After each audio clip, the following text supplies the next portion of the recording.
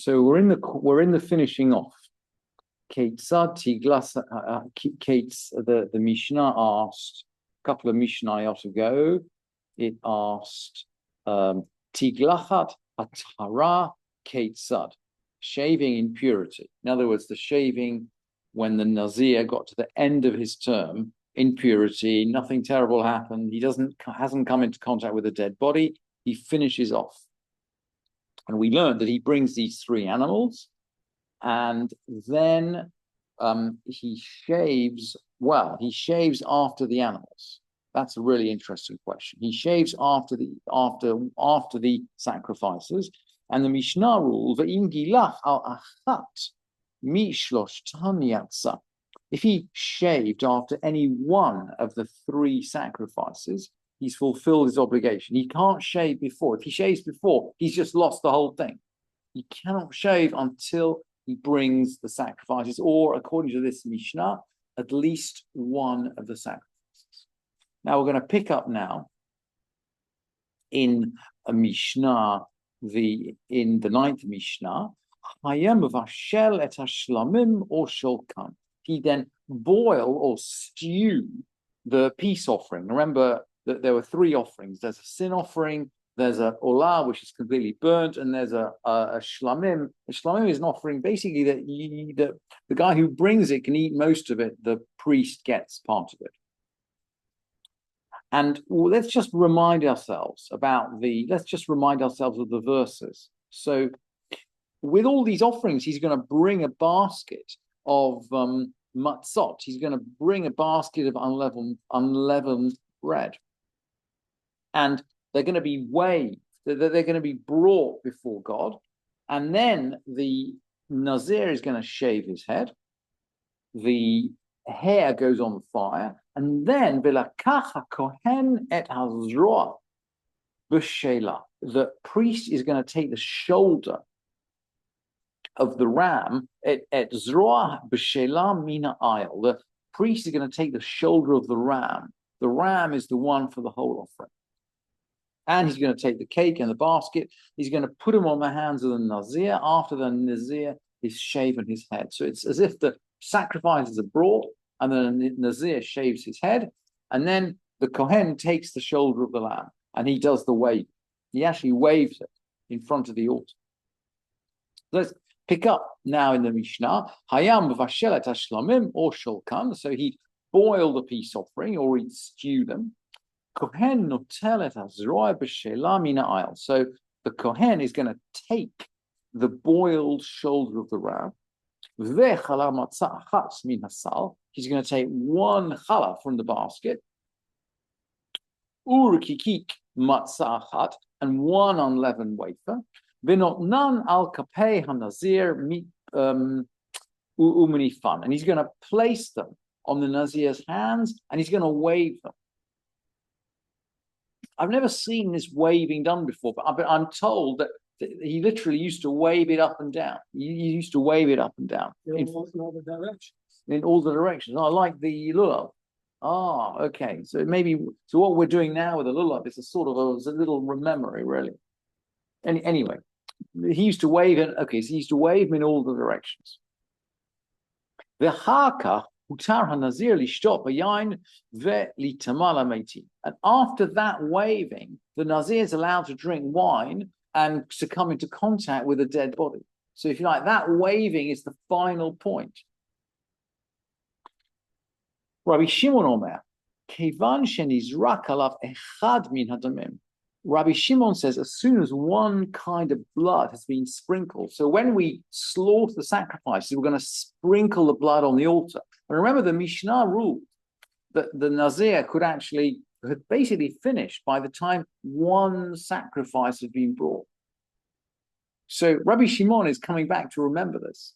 Rabbi Shimon Omer, Kevan shenizrak alav echad min hadamim. If one kind of blood's been sprinkled, hutar hanazir lishtot v'yayin v'litamala meitim. At that point, the Nazir is permitted to drink wine and to come into contact with a dead body. So we need one. We need one. And the Mishnah is now going to explore, well, okay, what is this one? So let's say, Gilach al hazeva, he shaved after the offering. Now in Mishnah 10, he shaves after the offering. And it sounds like he's only brought one. Or it sounds like this is the first offering. So he's only relying on this one offering. Gilach al hazeva. He shaves after the offering, and whoops, venimsa pasul. Afterwards, it was found to be invalid. Maybe there was some problem with it. Maybe there's a blemish on this offering. But he's already used it for the shaving. Tiglach taught pasula. His shaving is invalid. He's lost the whole thing. He relied on one sacrifice. The one sacrifice is invalid. He's just shaved. He's got to do another 30 days. Uzvachav lo alulo. And his other sacrifices, they don't count. He's brought these other sacrifices, but they don't count. At the end of the 30 days, he's going to have to bring another 3 sacrifices. This is a financial disaster. Financial disaster. Yeah. So, Gilach al hatat shelo lishma. Let's give an example. Now, Rashi says, by the way, that this introduction, the offering is found to be invalid. This statement is just an introduction to the rest of the Mishnah, because the rest of the Mishnah is now going to explain, well, how could it be that an offering is invalid? And at least Rashi reads it that way. Maybe these are all separate examples. Maybe these are all connected. Gilach al hatat shelo lishma. He shaved after a sin offering which was not brought for its own sake. So, what is bringing for its own sake? Let's look at the Rambam. The Maimonides explains on this Mishnah. We've already explained in Pesachim. We've already explained in Pesachim. We're going to finish explaining at the beginning of Zuvachim that one of the things that really affects holy things. The language of the Rambam here is hamafsidin kadoshim. It either affects or disaffects holy things. Hu sheyachshov bahem bishat ashchita. He has to think of it at the moment of slaughter. He has to intend this as a sacrifice at the moment of slaughter. Again, we're connecting thought and action, and we've seen right through the tractate of Nadarim and of Nazir that intention and thought are absolutely crucial. And it's the same with sacrifices. You have to have the intention to sacrifice it. And this is what makes it a sacrifice. And this is the issue. When we say they're not sacrificed for their own sake, it's as though he hasn't been concentrating on the sacrifice, or he didn't bring it with that intention. So he's, if you like, made the financial penalty, but without using without the intention. That's why, by the way, you have to bring your sacrifice to the temple. You put your hands on it before it's sacrificed. He's done this without the intention, and it's basically wasted. It's wasted. So that's what the Mishnah, according to the Rambam, what the Mishnah is talking about here. Gilach halachatat shelo lishma. He shaved after a sin offering which was not brought for its own sake. Okay, so what's going on? And then he brought the other sacrifices, but he did have the right intention for their own sake. But his shaving's invalid because he shaved after the first one. He shaved after the one that didn't work. And he's lost all his sacrifice. And the Mishnah is now going to work through all the other examples. So he shaved after the burnt offering or after the whole offering. Shelo lishman, that were not brought for their own sake. And after that, he brought the other sacrifices for their own sake.